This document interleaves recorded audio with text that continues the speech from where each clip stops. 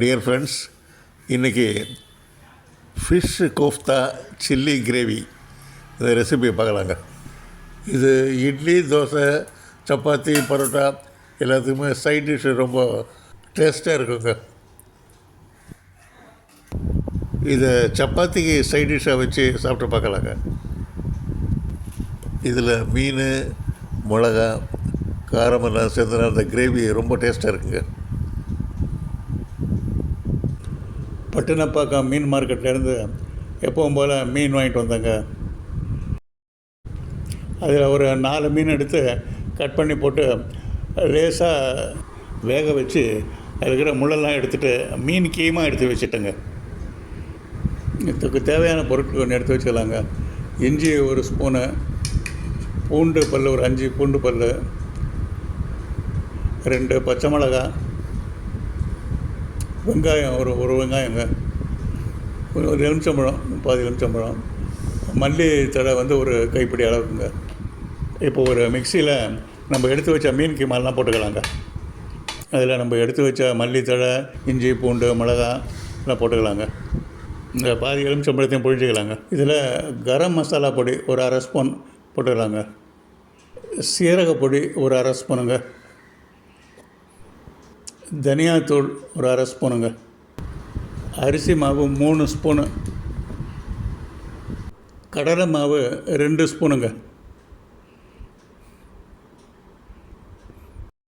உப்பு 3/4 ஸ்பூனுங்க.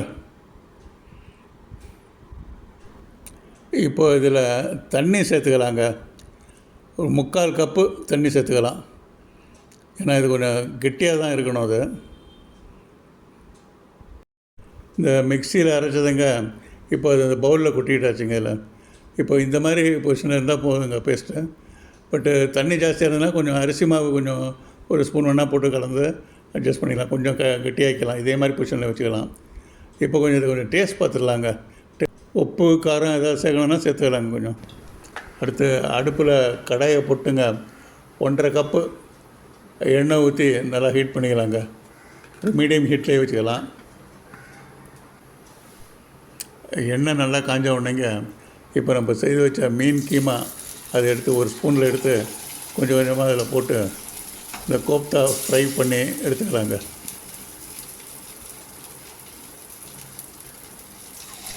இதை உருண்டையாக கூட செய்து போட்டுடலாங்க. பட் உள்ளே சரியாக வேகாது. அந்த மையம் போர்ஷன்லாம் கொஞ்சம் வேகாமே இருக்கும். இந்த மாதிரி பகோடா மாதிரி இந்த கோப்தாவை பண்ணிட்டோம்னா மசாலாவும் உள்ளே நல்லா ஃபில்லப் ஆகிடும்.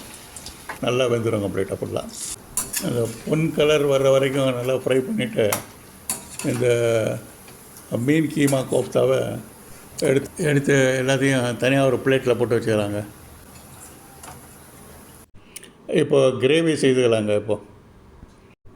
இப்போ மிக்சியில் 2 மீடியம் சைஸ் வெங்காயம் கட் பண்ணி போட்டுக்கலாங்க.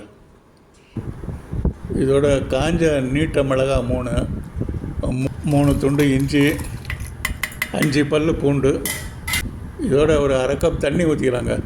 தண்ணி ஊற்றிட்டு இதை அரைச்சி தனியாக வச்சுக்கலாங்க. இதை 2 தக்காளி எடுத்து கட் பண்ணி மிக்சியில் போட்டு அதையும் அரைச்சி வச்சுக்கலாங்க. அடுப்பில் வாணலி போட்டாச்சு. 5 ஸ்பூன் எண்ணெய் ஊற்றியாச்சு. எண்ணெய் நல்லா காஞ்ச உடனே ஏற்கனவே நம்ம வெங்காயத்தை மிக்சியில் போட்டு அரைச்சி வச்சுருந்ததை அதில் சேர்த்துக்கலாம். வெங்காயம் லேசாக ப்ரௌன் கலர் வர வரைக்கும் வதக்கிக்கலாம்.